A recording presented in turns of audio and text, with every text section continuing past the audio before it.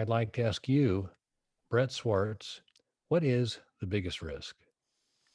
Sure. So I'm going to apply it to the deferred sales trust because we didn't actually touch on this, but I think this is really important.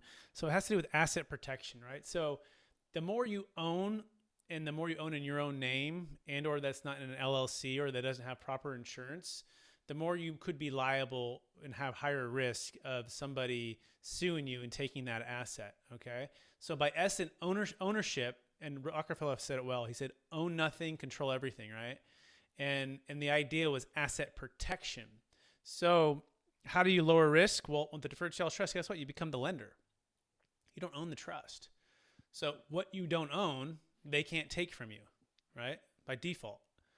Now, could a creditor, if they get a judgment against you, and could they potentially get the income off of the trust? Yeah, that's common, right? But could they force the ownership that's not the person that they got the judgment against to do anything there? No, because they don't own it.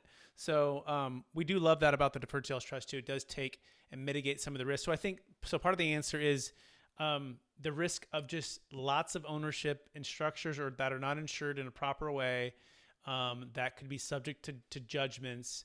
If there's a way to mitigate that, I think that's really good. And I think that's probably the biggest risk I can think for this conversation here. Does that make sense, Darren?